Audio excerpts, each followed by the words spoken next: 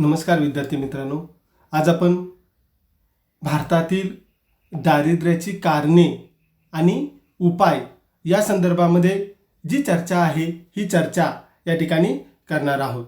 या अगोदर सुरुवातीला आपण दारिद्र्य म्हणजे नेमकं काय आहे याच्या असणाऱ्या वेगवेगळ्या ज्या व्याख्या आहेत या व्याख्या आणि भारतामध्ये असणारे दारिद्र्याचे जे प्रमाण आहे हे प्रमाण नेमकं किती आहे या संदर्भातील सविस्तर चर्चा मागील व्हिडिओमध्ये केलेली होती। यानंतर यातला आपला जो पुढचा भाग आहे त्या संदर्भामध्ये जी चर्चा आहे ही चर्चा करत असताना सुरुवातीला भारतातील दारिद्र्याची असणारी जी वेगवेगळी कारणं आहेत या वेगवेगळ्या कारणांच्या संदर्भातील जी माहिती आहे ही माहिती सुरुवातीला आपण घेणार आहोत। प्रामुख्यानं आपण पाहिलं की भारतामध्ये मोठ्या प्रमाणामध्ये दारिद्र्याचं प्रमाण आपल्याला दिसून येतं। अनेक भारतीय विचारवंतांनी दारिद्र्याचे जे विश्लेषण आहे हे विश्लेषण केलेलं आहे आणि दारिद्र्य हे एक दुष्ट चक्र असल्याचं प्रामुख्यानं नर्क्स हा जो विचारवंत आहे या विचारवंतानं स्पष्ट केलेलं आपल्याला पाहायला मिळतं। त्यांनी सांगितलं की दारिद्र्याचं कारण आणि त्याचे परिणाम हे दारिद्र्यामध्येच असलेले आपल्याला दिसून येतात। प्रामुख्यानं दारिद्र्य ही सातत्यानं चालणारी प्रक्रिया आहे। भारतामध्ये नेमकं दारिद्र्य कोण आहे, दारिद्र्य किती प्रमाणामध्ये आहे यापेक्षा दारिद्र्य नेमकं का आहे हा प्रश्न अतिशय महत्त्वाचा असलेला आपल्याला पाहायला मिळतो। भारताचा जर आपण विचार केला तर भारतामध्ये आर्थिक सामाजिक विषमता मोठ्या प्रमाणामध्ये आपल्याला दिसून येते आणि हीच आर्थिक आणि सामाजिक विषमता भारतातील दारिद्र्याला कारणीभूत ठरत असलेले आपल्याला पाहायला मिळते। प्रामुख्यानं भारतातील दारिद्र्याचं जे विश्लेषण आहे हे विश्लेषण करत असताना तिची असणारी जी वेगवेगळी कारणं आहेत या कारणांचा अभ्यास सुरुवातीला आपण करणार आहोत। त्यातील पहिलं कारण आपल्याला सांगता येतं की भारतामध्ये असणारी जी काही जलद गतीनं वाढणारी जी काही लोकसंख्या आहे ही लोकसंख्या प्रामुख्यानं पहिलं कारण आपल्याला स्पष्ट करता येतं। आपण पाहतो की भारताचा जर आपण विचार केला तर भारताची लोकसंख्या उपलब्ध साधन सामग्रीच्या तुलनेमध्ये खूप प्रचंड प्रमाणामध्ये असलेली आपल्याला पाहायला मिळते आणि ती अतिशय वेगानं वाढत असलेली आपल्याला पाहायला मिळते। आपण जर लोकसंख्येचा जर विचार केला तर आपल्या लक्षात येतं की प्रामुख्यानं 1951 मध्ये भारताची लोकसंख्या 36 कोटी एवढी होती। त्याच्यामध्ये 2011 पर्यंत जर आपण पाहिलं तर 2011 मध्ये जी जनगणना झाली या जनगणनेमध्ये भारताची लोकसंख्या 121 कोटींपेक्षा अधिक असलेली आपल्याला दिसून येते। म्हणजेच भारतातील लोकसंख्या वाढीचा जो दर आहे हा लोकसंख्या वाढीचा दर 1950-51 पासून ते 1981 पर्यंत हा जो काही 30 वर्षाचा कालखंड आहे या 30 वर्षाच्या कालखंडामध्ये भारतातील लोकसंख्या 2.14% वाढलेली आपल्याला दिसून येते। त्याचबरोबर 1981 ते 2001 हा जो 20 वर्षाचा कालखंड आहे या 20 वर्षाच्या कालखंडामध्ये भारताची लोकसंख्या 2.5% वाढलेली आपल्याला दिसून येते। तर 2001 ते 2011 हा जो काही 10 वर्षाचा कालखंड आहे या 10 वर्षाच्या कालखंडामध्ये भारतीय लोकसंख्येमध्ये जी काही घट आहे ही घट होऊन प्रामुख्यानं ती 1.64% वाढलेली आपल्याला पाहायला मिळते। असं जरी असलं तरी सुद्धा भारताची जी लोकसंख्या आहे ही भारताची लोकसंख्या प्रचंड प्रमाणावरती असलेली आपल्याला पाहायला मिळते। म्हणजेच प्रामुख्यानं भारतामध्ये दारिद्र्य वाढण्याचं जे काही प्रमुख कारण आहे या प्रमुख कारणांचा जर आपण विचार केला तर भारतामध्ये जलद गतीनं वाढणारी जी काही लोकसंख्या आहे या लोकसंख्येमुळं प्रामुख्यानं भारतातील दारिद्र्यामध्ये वाढ होत असलेली आपल्याला दिसून येते। हे पहिलं कारण आपल्याला स्पष्ट करता येतं। दुसरं कारण आपल्याला सांगता येतं मंद आर्थिक विकास। आपण पाहतो की भारतात अनेक दशकांमध्ये विकासाचा जो काही वार्षिक दर आहे हा वार्षिक दर 5% अधिक राहिलेला असला तरी प्रामुख्यानं 1951 म्हणजेच की स्वातंत्र्यानंतर प्रामुख्यानं जागतिकीकरणापर्यंत म्हणजेच की साधारणतः 1990 पर्यंत हा जो दर आहे हा दर फक्त 3.5% एवढा असलेला आपल्याला पाहायला मिळतो। या दरानं भारतीय अर्थव्यवस्थेची जी वाढ आहे ही वाढ झालेली आपल्याला पाहायला मिळते। प्रामुख्यानं या वाढीमध्ये वाढती लोकसंख्या हा अडथळा बनत असलेला आपल्याला पाहावयास मिळतो. प्रामुख्यानं वाढत्या लोकसंख्येमुळे औद्योगिक प्रगती खुंटत असलेला आपल्याला पाहावयास मिळते आणि याचा परिणाम म्हणून दरडोई उत्पन्न कमी असलेलं आपल्याला दिसून येतं. दरडोई उत्पन्न कमी असल्यामुळं कमी दरडोई उपभोग खर्च ही टिकून राहत असलेलं आपल्याला दिसून येतं. म्हणजेच प्रामुख्यानं मंद आर्थिक विकास हे एक कारण आपल्याला स्पष्ट करता येतं. तिसरं कारण आपल्याला सांगता येतं शेतीची अल्प उत्पादकता. प्रामुख्यानं आपण पाहतो की भारतीय अर्थव्यवस्था ही शेतीप्रधान असलेली आपल्याला दिसून येते. भारतातील बहुसंख्य लोक हे शेती क्षेत्रामध्ये गुंतलेले आपल्याला दिसून येतात आणि अशा या भारतीय शेतीची असणारी जी काही उत्पादकता आहे ही उत्पादकता कमी असलेली आपल्याला पाहावयास मिळते. प्रामुख्यानं शेतीच्या अल्प उत्पादकतेची कारणं जर आपण पाहिली तर आपल्या लक्षात येतं की प्रामुख्यानं शेतीचा लहान आकार असेल, भांडवलाची टंचाई असेल, त्याच पद्धतीनं जलसिंचनाच्या असणाऱ्या अपुऱ्या सोयीसुविधा असतील, पिकावरील वाढती रोगराई असेल, रासायनिक खताचा कमी प्रमाणातील वापर असेल, संशोधनाचा अल्प विकास असेल, पावसाची अनिश्चितता आणि वारंवार पडणारे जे दुष्काळ आहेत हे दुष्काळ असतील, या सर्व कारणांच्यामुळं भारतातील शेतीची उत्पादकता ही अल्प किंवा कमी प्रमाणामध्ये राहत असलेली आपल्याला दिसून येते. आणि प्रामुख्यानं त्यामुळं शेतीची उत्पादकता कमी आणि याचा परिणाम म्हणून शेतकऱ्यांना मिळणारं उत्पन्न कमी, याचा परिणाम प्रामुख्यानं भारतातील असणारं जे काही दारिद्र्य आहे या दारिद्र्यामध्ये वाढ होत असलेली आपल्याला दिसून येते. हे तिसरं कारण या ठिकाणी आपल्याला स्पष्ट करता येतं. त्यानंतरचं चौथं कारण आपल्याला सांगता येतं की बेकारी. प्रामुख्यानं दारिद्र्याचं बेकारी हे एक महत्त्वाचं कारण असलेलं आपल्याला पाहावयास मिळतं. आपण पुढं बेकारीच्या संदर्भामध्ये सविस्तर चर्चा करणार आहोत. देशात उद्योगाचा फारसा विकास न झाल्यामुळं लोकांना शेतीवरतीच अवलंबून राहावं लागत असतं. मगाशी मी तुम्हाला सांगितल्या पद्धतीनं प्रामुख्यानं भारतातील बहुतांश म्हणजेच की 65% जास्त लोकसंख्या ही शेती क्षेत्रावरती आधारित असलेली आपल्याला पाहावयास मिळते. लोकांना प्रामुख्यानं उद्योगधंद्यामध्ये रोजगार उपलब्ध होत नाही. ग्रामीण आणि शहरी भागामध्ये बेकारीचं प्रमाण मोठ्या प्रमाणामध्ये आढळतं. देशातील माहिती आणि तंत्रज्ञान क्षेत्राची जी काही प्रगती आहे ही प्रगती अल्प प्रमाणामध्ये झालेली आपल्याला पाहावयास मिळते. जागतिकीकरण, उदारीकरण आणि खाजगीकरण यामुळं रोजगार मागणीपेक्षा रोजगाराच्या संधी कमी उपलब्ध होतात आणि प्रामुख्यानं बेकारीचं जे प्रमाण आहे हे बेकारीचं प्रमाण वाढत असतं. याचा परिणाम म्हणून जे दारिद्र्य आहे या दारिद्र्यामध्ये जी भर आहे ही भर मोठ्या प्रमाणामध्ये पडत असलेली आपल्याला पाहावयास मिळते. यानंतरचं पाचवं कारण आपल्याला सांगता येतं आर्थिक विषमता. प्रामुख्यानं भारतात मोठ्या प्रमाणामध्ये आर्थिक विषमता असलेल्या आपल्याला पाहावयास मिळते आणि या विषमतेमुळं समाजामध्ये गरीब आणि श्रीमंत असे जे दोन वर्ग आहेत ते दोन वर्ग निर्माण झालेले आपल्याला पाहावयास मिळतात. श्रीमंताकडून गरिबांचं मोठ्या प्रमाणामध्ये शोषण केलं जात असलेलं आपल्याला पाहावयास मिळतं. श्रीमंत अधिक श्रीमंत होतात तर गरीब दिवसेंदिवस गरीबच होत चाललेले आपल्याला पाहावयास मिळतात. प्रामुख्यानं थोड्या श्रीमंत लोकांच्या हाती मोठ्या प्रमाणामध्ये संपत्तीचं केंद्रीकरण झालेलं आपल्याला दिसून येतं. तर दुसऱ्या बाजूला गरीब आणि निर्धन लोकांचा मोठा वर्ग या ठिकाणी देशांमध्ये निर्माण होत असलेला आपल्याला पाहावयास मिळतो. राष्ट्रीय उत्पन्नाचा योग्य हिस्सा या गरिबांच्या पर्यंत पोहोचत नसल्यामुळं जी काही विषमता आहे किंवा त्याला आपण आर्थिक विषमता असं म्हणत असतो, ही आर्थिक विषमता निर्माण होते आणि प्रामुख्यानं या विषमतेमुळं दारिद्र्यामध्ये जी काही भर आहे ही भर पडत असलेली आपल्याला पाहावयास मिळते. त्यानंतरचं सहावं कारण आपल्याला सांगता येतं साधन सामग्रीचा अपुरा वापर. आपण पाहतो की भारतामध्ये प्रचंड प्रमाणामध्ये नैसर्गिक साधन सामग्रीची उपलब्धता असलेली आपल्याला पाहावयास मिळते. प्रामुख्यानं खनिज संपत्ती असेल, जलसंपत्ती असेल किंवा इतर नैसर्गिक साधन सामग्री असेल, हिचा पर्याप्त वापर भारतामध्ये केला जात नाही. जो वापर केला जातो त्याचा सुद्धा प्रचंड प्रमाणामध्ये अपव्यय होत असलेला आपल्याला पाहावयास मिळतो.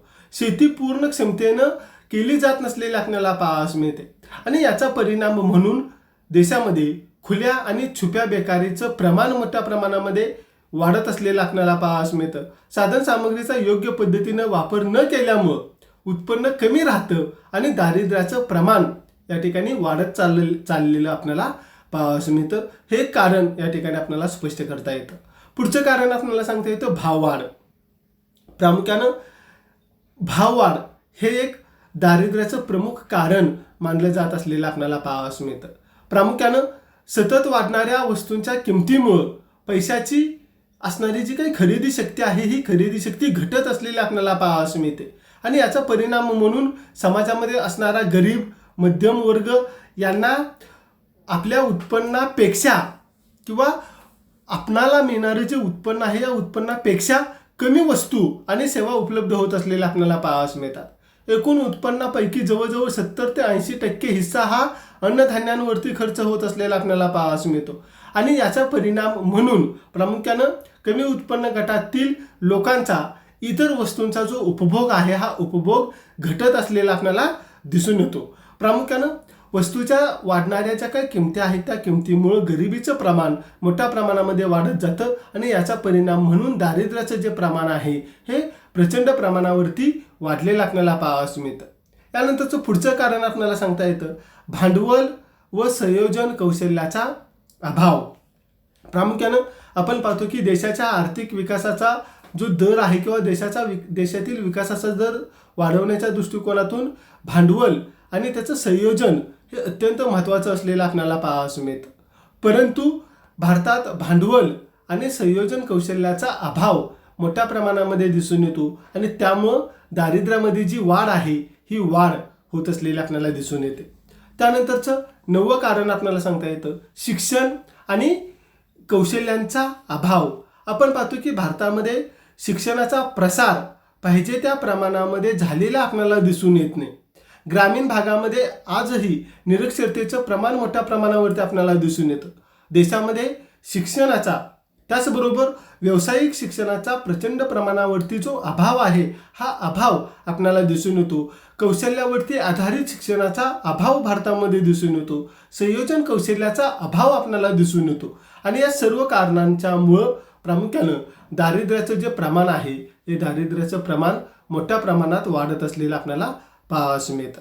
त्यानंतर 10वं कारण आपल्याला सांगता येतं की मूल्याची घसरण.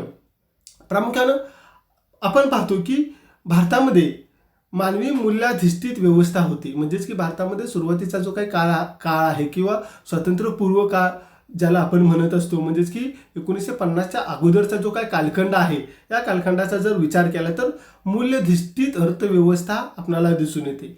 या मूल्याधिष्ठित व्यवस्थेमुळं दारिद्र्याची तीव्रता आपल्याला जाणवत नव्हती. पण प्रामुख्यानं मानवानं जसजशी प्रगती केली विज्ञान आणि तंत्रज्ञानातील औद्योगिकीकरणाबरोबरच खाजगीकरण असेल उदारीकरण असेल जागतिकीकरण असेल या समाजाच्या आर्थिक सामाजिक आणि राजकीय रचना बदलल्या गेल्या आणि त्यामुळं सरकार कल्याणकारी राज्यव्यवस्थेपासून दूर जाऊ लागलेलं आपल्याला दिसून येतं आणि या बदलत्या रचनेतून मूल्याची घसरण होऊ लागलेली आपल्याला पाहावयास मिळते आणि याचा परिणाम म्हणून दारिद्र्याचं जे प्रमाण आहे हे प्रमाण वाढलेलं आपल्याला पाहावयास मिळतं. त्यानंतरचं पुढचं कारण आपल्याला सांगता येतं नैसर्गिक आपत्ती.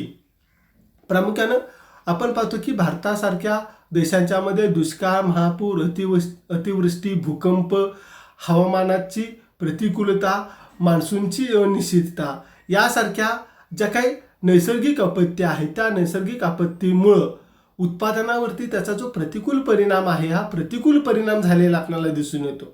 उत्पादनामध्ये सातत्य राहिलेलं आपल्याला पाहावयास मिळत नाही आणि याचा परिणाम म्हणून भारतातील दारिद्र्याचं जे प्रमाण आहे हे दारिद्र्याचं प्रमाण प्रचंड प्रमाणावरती वाढलेलं आपल्याला पाहावयास मिळतं. त्यानंतर पुढचं कारण आपल्याला सांगता येतं भांडवल निर्मितीचा दर अल्प.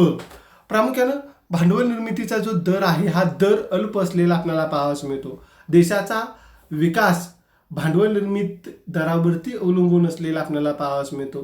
परंतु भारतात हा भांडवल निर्मितीचा दर अल्प आहे. देशातील लोकांचं उत्पन्न कमी असल्यामुळं बचतीचं प्रमाण कमी राहतं.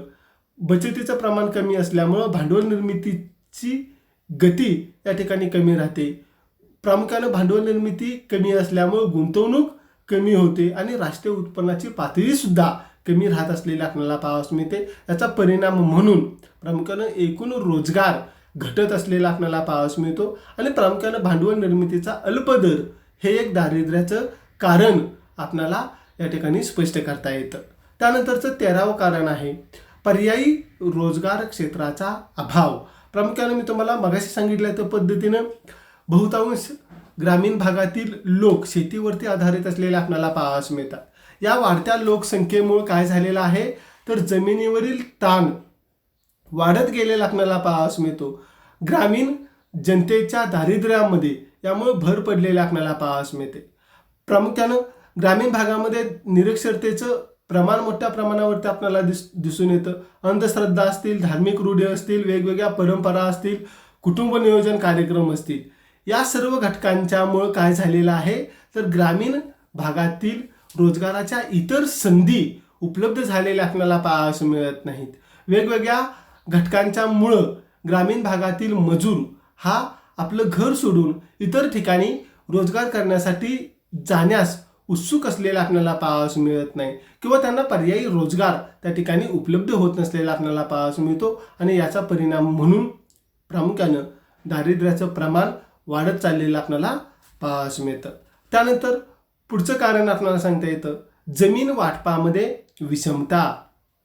प्रामुख्यानं आपण पाहतो की भारतातील जमिनीच्या मालकी हक्कामध्ये मोठ्या प्रमाणामध्ये विषमता असलेली आपल्याला दिसून येते. भारतात बहुसंख्य शेतकरी किंवा भारताचा विचार करत असताना फार मोठ्या प्रमाणामध्ये शेतीवरती अवलंबून असणाऱ्या लोकसंख्येचं प्रमाण प्रचंड असलेलं आपल्याला दिसून येतं. परंतु भारतात फार थोड्या लोकांच्याकडं जमिनीची मालकी ही मोठ्या संख्येनं असलेली आपल्याला पाहावयास मिळते आणि बहुसंख्य लोकांच्याकडं जमिनीची मालकी ही अल्प प्रमाणामध्ये असलेली आपल्याला दिसून येते. ग्रामीण भागातील 50% लोकांकडे जमिनीची कसलीही मालकी असलेली आपल्याला पाहावयास मिळत नाही. जमीन वाटपामध्ये असणारी ही जी विषमता आहे या विषमतेमुळं शेतीची उत्पादकता अल्प राहते आणि दारिद्र्याचं जे प्रमाण आहे हे प्रचंड प्रमाणामध्ये वाढत असलेलं आपल्याला पाहावयास मिळतं. आणि शेवटचं कारण आपल्याला सांगता येतं दारिद्र्याचं दृष्टचक्र. प्रामुख्यानं देश गरीब आहे कारण तो गरीब आहे म्हणजेच कोणत्याही देशाची गरिबी त्या देशाच्या दारिद्र्यास कारणीभूत ठरत असलेले आपल्याला पाहावयास मिळते. भारतात दारिद्र्याचं प्रमाण मोठं असल्यामुळं त्यांची बचत आणि भांडवल गुंतवणुकीची क्षमता कमी असते आणि त्यामुळं रोजगार निर्मिती आणि उत्पादन कमी राहून भारतामध्ये असणारं जे दारिद्र्य आहे या दारिद्र्यामध्ये प्रचंड प्रमाणामध्ये जी वाढ आहे ही वाढ होत असलेली आपल्याला दिसून येते. अशा पद्धतीने दारिद्र्याची ही जी वेगवेगळी कारणं आहेत ही वेगवेगळी कारणं या ठिकाणी पाहिल्यानंतर आपण पुढं प्रामुख्यानं भारतातील दारिद्र्य निर्मूलनाच्या असणाऱ्या ज्या काही उपाययोजना आहेत या उपाययोजनांच्या संदर्भातील जी सविस्तर चर्चा आहे ही सविस्तर चर्चा या ठिकाणी करणार आहोत. त्यातील पहिली उपाययोजना आपल्याला सांगता येते लोकसंख्या वाढीवरती नियंत्रण. प्रामुख्यानं भारतातील दारिद्र्याचं प्रमुख कारण म्हणजेच वाढती लोकसंख्या असलेल्या आपल्याला पाहावयास मिळते. लोकसंख्या वाढीवरती जर नियंत्रण ठेवलं तर अनुत्पादक उपभोक्त्यांचा भार या ठिकाणी कमी होईल. लोकसंख्येच्या पालन पोषणावरील जे खर्च होतो तो खर्च आर्थिक विकासाच्या प्रकल्पावरती आपल्याला खर्च करता येईल आणि त्यामुळं विकासाला गती मिळून दारिद्र्य निर्मूलन करण्यास मदत होईल. भारतात नियोजनाचा जो काही कालखंड आहे या नियोजनाच्या कालखंडामध्ये लोकसंख्या वाढीवरती नियंत्रण प्रस्थापित करण्याच्या दृष्टिकोनातून वेगवेगळी धोरणं आखली गेलेली आपल्याला पाहावयास मिळतात आणि त्याच्या माध्यमातून प्रामुख्यानं दारिद्र्य निर्मूलन करण्याचा जो प्रयत्न आहे हा प्रयत्न केलेला आपल्याला दिसून येतो. त्यानंतरचं दुसरा उपाय आपल्याला सांगता येतो उद्योगाचा विकास. शहरी आणि ग्रामीण भागामध्ये उद्योगधंदे सुरू केले तर लोकांना रोजगार मिळून त्यांच्या उत्पादनामध्ये वाढ होईल आणि त्यांचं दारिद्र्य कमी होण्याच्या दृष्टिकोनातून मदत होईल. प्रामुख्यानं सरकारनं दारिद्र्य निर्मूलनासाठी औद्योगिकीकरणाला चालना देण्याचं धोरण स्वीकारलेलं आपल्याला पाहावयास मिळतं आणि प्रामुख्यानं छोटे मोठे उद्योगधंदे सुरू करण्याच्या दृष्टिकोनातून सरकार लोकांना प्रोत्साहित करत असलेलं आपल्याला दिसून येतं आणि त्या माध्यमातून उद्योगधंद्यांचा विकास घडवून आणणं आणि दारिद्र्य कमी करणं या दृष्टिकोनातून सरकारनं प्रयत्न केलेला आपल्याला दिसून येतो. तिसरं उपाययोजना आपल्याला सांगता येते कृषी उद्योगाचा विकास. प्रामुख्यानं शेती उद्योगामुळं शेतमालाला हक्काची बाजारपेठ मिळते. प्रामुख्यानं शेतमालाला योग्य भाव मिळतो. परिणामतः शेतकऱ्याचं उत्पन्न वाढून त्याचं दारिद्र्य कमी होतं. म्हणून कृषी क्षेत्राचा विकास घडवून आणण्याच्या दृष्टिकोनातून सरकारनं प्रयत्न करणं गरजेचं असलेलं आपल्याला पाहावयास मिळतं. प्रामुख्यानं शेती उद्योगाच्या प्रगतीमुळं प्रचंड प्रमाणावरती रोजगार निर्मिती होती आणि गरिबी कमी करण्याच्या दृष्टिकोनातून आणि दारिद्र्य निर्मूलन करण्याच्या दृष्टिकोनातून प्रयत्न केला जात असलेला आपल्याला पाहावयास मिळतो. त्या दृष्टिकोनातून प्रामुख्यानं कृषी उद्योगांचा विकास महत्त्वाचा असलेला आपल्याला पाहावयास मिळतो. त्यानंतरचा पुढचा उपाय आपल्याला सांगता येतो शिक्षणाचा प्रसार. प्रामुख्यानं शिक्षणामुळं मोठ्या प्रमाणामध्ये दारिद्र्य निर्मूलनावरती उपाययोजना करता येत असलेल्या आपल्याला पाहावयास मिळतात. नियोजनाच्या कालखंडामध्ये शिक्षणावरती मोठ्या प्रमाणामध्ये भर दिला गेलेला आपल्याला पाहावयास मिळतो. 1951 मध्ये 18.33% असलेला साक्षरता दर 2011 मध्ये 74% पोहोचलेला आपल्याला पाहावयास मिळतो. म्हणजेच की शिक्षण प्रसारामुळं अनिष्ट रूढी, परंपरा आणि अंधश्रद्धा यांचा प्रभाव मोठ्या प्रमाणामध्ये कमी झालेला आपल्याला पाहावयास मिळतो.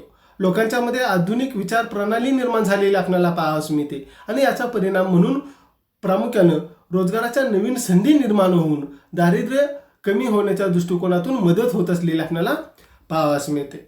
त्यानंतरचा पाचवा उपाय आपल्याला सांगता येतो गरीब शेतकऱ्यांना सहाय्य. प्रामुख्यानं आपण पाहतो की भारतामध्ये सीमांत, अल्पभूधारक, भूमिहीन आणि कोरडवाहू शेतकरी असा आर्थिकदृष्ट्या गरीब असणारा जो काही शेतकरी आहे या शेतकऱ्यांना सरकारनं खते, बी बियाणे, वीज अल्प दरानं उपलब्ध करून दिलेले आपल्याला पाहावयास मिळते. आणि अशा शेतकऱ्यांच्या प्रगतीमुळं प्रामुख्यानं रोजगाराच्या नवीन संधी निर्माण झालेल्या आपल्याला पाहावयास मिळतात आणि दारिद्र्याचं जे प्रमाण आहे हे दारिद्र्याचं प्रमाण कमी झालेलं आपल्याला पाहावयास मिळते किंवा कमी होण्यास मदत होत असलेलं आपल्याला पाहावयास मिळते. हा एक उपाय या ठिकाणी आपल्याला स्पष्ट करता येतो. त्यानंतर सहावा उपाय आपल्याला सांगता येतो कुटुंबातील किमान एका व्यक्तीस रोजगार. प्रामुख्यानं प्रत्येक कुटुंबातील किमान एका व्यक्तीस रोजगार देण्यात यावा या दृष्टिकोनातून सरकारनं योजना राबवलेली आपल्याला पाहावयास मिळते. संपत्तीचं केंद्रीकरण कमी करण्याच्या दृष्टिकोनातून सरकारनं प्रयत्न केलेला आपल्याला पाहावयास मिळतो. प्रत्येक कुटुंबातील एका व्यक्तीस जर रोजगार दिला तर कुटुंबाच्या उत्पन्नामध्ये वाढ घडून येईल आणि प्रामुख्यानं त्या उत्पन्नाच्या आधारे कुटुंबाची जी प्रगती आहे ही प्रगती करता येईल आणि दारिद्र्य दूर करण्याच्या दृष्टिकोनातून मदत होईल. त्यानंतरचं पुढचा उपाय आपल्याला सांगता येतो जमिनीचे पुनर्वाटप.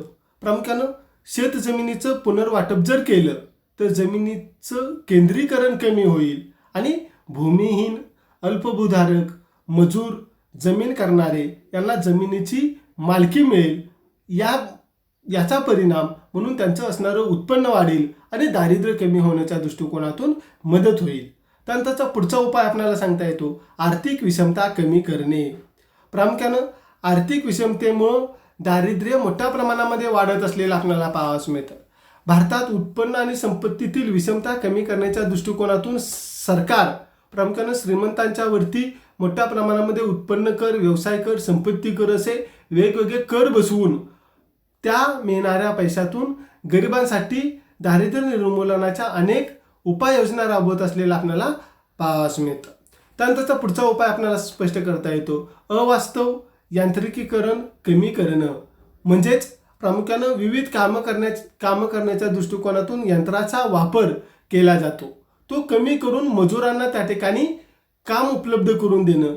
विविध क्षेत्रातून यांत्रिकीकरणावरती अवास्तव स्वरूपामध्ये जो भर दिला जातो तो कमी करून श्रमिकांची मागणी वाढवणं.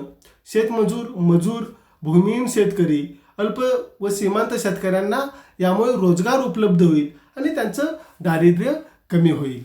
10वा उपाय आपल्याला सांगता येतो स्वतंत्र व्यवसायास प्रोत्साहन. प्रामुख्यानं देशात सर्वच क्षेत्रामध्ये बेकारीचं प्रमाण मोठ्या प्रमाणामध्ये आपल्याला दिसून येतं. सुशिक्षित बेरोजगारांना नोकरीऐवजी स्वतःचे स्वतंत्र व्यवसाय सुरू करण्यास प्रोत्साहन दिलं पाहिजे.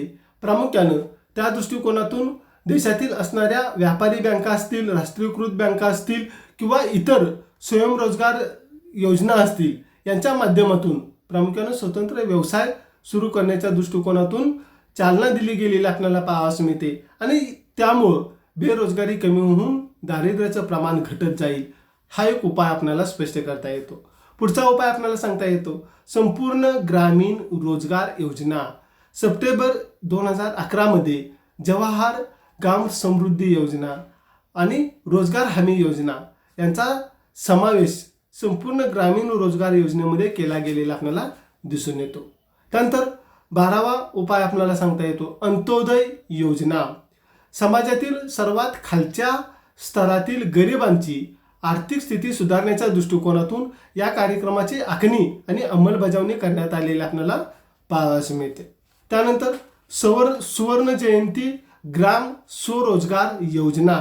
प्रामुख्यानं एकात्मिक ग्रामीण विकास कार्यक्रम, ट्रायसेम आणि ग्रामीण कारागिरांना सुधारित अवजारे पुरवण्याचा कार्यक्रम, ग्राम कल्याण योजना आणि 10 लक्ष विहीर योजना यांच्याऐवजी 1 एप्रिल 1999 रोजी ग्रामीण भागातील गरिबांच्या उत्पन्नात सुधारणा करण्याच्या दृष्टिकोनातून सुवर्ण जयंती ग्राम स्वरोजगार योजना सुरू केली आणि त्यामुळे दारिद्र्य कमी होण्याच्या दृष्टिकोनातून मदत झालेली आपल्याला पाहावयास मिळते. त्यानंतर पुढचा उपाय आपल्याला सांगता येतो किमान गरज कार्यक्रम. प्रामुख्यानं गरिबी हटाओ या कार्यक्रमाअंतर्गत किमान गरज कार्यक्रम राबवण्यात आलेला आपल्याला पाहावयास मिळतो.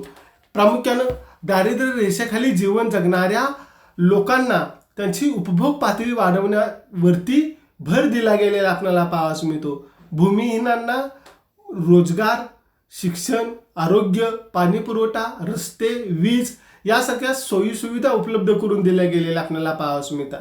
त्याचबरोबर झोपडपट्टी निर्मूलन आणि त्याचं पुनर्वसन, पोषक आहार योजना यावरती भर दिला गेलेला आपल्याला पाहावयास मिळतो. त्यानंतरचा 15वा उपाय आपल्याला सांगता येतो अवर्षण प्रवण क्षेत्र कार्यक्रम. प्रामुख्यानं दारिद्र्य निर्मूलनाचा दीर्घकालीन उपाय म्हणून 1973 मध्ये अवर्षण प्रवण क्षेत्र कार्यक्रम राबवण्यात आलेला आपल्याला पाहावयास मिळतो. त्यानंतर पुढचा उपाय आपल्याला सांगता येतो राष्ट्रीय ग्रामीण विकास कार्यक्रम. ग्रामीण भागात जास्तीत जास्त रोजगाराच्या संधी निर्माण करण्याच्या दृष्टिकोनातून 1980 मध्ये हा कार्यक्रम आखला गेलेला आपल्याला पाहावयास मिळतो. त्यानंतर पुढचा कार्यक्रम आपल्याला सांगता येतो जवाहर रोजगार योजना. 1989-90 मध्ये रोजगाराच्या अधिकाधिक संधी वाढवण्याच्या दृष्टिकोनातून जवाहर रोजगार योजना सुरू करण्यात आलेली आपल्याला पाहावयास मिळते. मागास जिल्ह्यांच्या विकासासाठी ही योजना जाहीर करण्यात आलेली होती. अवर्षण प्रवण क्षेत्रामध्ये या कार्यक्रमाला अधिक प्राधान्य दिलं गेलेलं आपल्याला पाहावयास मिळतं. त्यानंतर 18वी योजना किंवा 18वा उपाय आपल्याला सांगता येतो नवीन रोजगार निर्मिती योजना. प्रामुख्यानं ग्रामीण अश्वासित रोजगार उपलब्ध करून देण्याची ही योजना 1993 मध्ये जाहीर केलेली आपल्याला पाहावयास मिळते. यामध्ये प्रामुख्यानं वर्षाला 100 दिवस रोजगार उपलब्ध करून देण्याचं आश्वासन सरकारनं दिलेलं आपल्याला पाहावयास मिळतं. त्यानंतर पुढचा उपाय आपल्याला सांगता येतो जवाहर समृद्धी योजना. 1 एप्रिल 1999 मध्ये जवाहर रोजगार योजनेची पुनर्रचना करून जवाहर ग्राम समृद्धी योजना सुरू करण्यात आलेला आपल्याला पाहावयास मिळते. या योजनेमध्ये प्रामुख्यानं पायाभूत सुविधा उपलब्ध करून ग्रामीण भागांचा विकास करणं हे उद्दिष्ट डोळ्यासमोर ठेवून नवीन रोजगार निर्मिती करून दारिद्र्य निर्मूलन करण्यावरती भर दिला गेलेला आपल्याला पाहावयास मिळतो. त्यानंतरची पुढची योजना आहे महात्मा गांधी राष्ट्रीय ग्रामीण रोजगार हमी योजना. प्रामुख्यानं केंद्र सरकारनं सप्टेंबर 2005 मध्ये संसदेत कायदा संमत करून 2 फेब्रुवारी 2006 पासून ग्रामीण भागातील अकुशल श्रमिकांना वर्षाला 100 दिवस रोजगाराची हमी देणारा राष्ट्रीय ग्रामीण रोजगार हमी योजना कार्यक्रम सुरू केलेला आपल्याला पाहावयास मिळतो. ऑक्टोबर 2009 पासून या योजनेचं महात्मा गांधी राष्ट्रीय ग्रामीण रोजगार हमी योजना असं नामकरण करण्यात आलेलं आपल्याला पाहावयास मिळतं.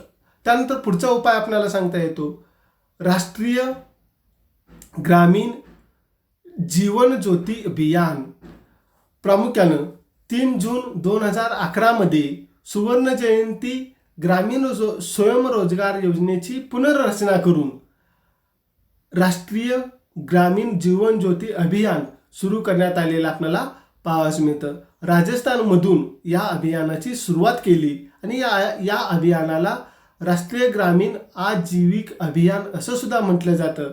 ग्रामीण स्तरावरती गरिबांच्या उत्पन्नाची शाश्वती वाढवणं, स्वयंरोजगार आणि कुशल रोजगाराच्या नवीन संधी उपलब्ध करून देणं यावरती भर दिला आणि दारिद्र्य निर्मूलन करण्याचा प्रयत्न केला गेलेला आपल्याला पाहावयास मिळतो. त्यानंतर पुढची जी योजना आहे राष्ट्रीय शहरी जीवन ज्योती अभियान प्रामुख्यानं 24 सप्टेंबर 2013 पासून सुवर्ण जयंती शहरी रोजगार योजनेची पुनर्रचना करून राष्ट्रीय शहरी जीवन ज्योती अभियान सुरू केले गेलेलं आपल्याला पाहावयास मिळतं. यामध्ये शहरी कुटुंबांना स्वयंरोजगाराच्या आणि कुशल रोजगाराच्या संधी उपलब्ध करून देणं आणि त्यांच्या राहणीमानामध्ये सुधारणा घडवून आणणं अशा शहरी गरिबांच्या कल्याणासाठी ही योजना सुरू केली गेलेली आपल्याला पाहावयास मिळते. शहरी भागातील दारिद्र्य आणि असुरक्षितता दूर करणं हे या योजनेचं वैशिष्ट्य असलेलं आपल्याला पाहावयास मिळतं. अशा पद्धतीनं प्रामुख्यानं दारिद्र्य निर्मूलनाच्या दृष्टिकोनातून योजले गेलेले जे वेगवेगळे उपाय आहेत या उपायांच्या संदर्भातील जी सविस्तर चर्चा आहे ही चर्चा या ठिकाणी आपण केलेली आहे.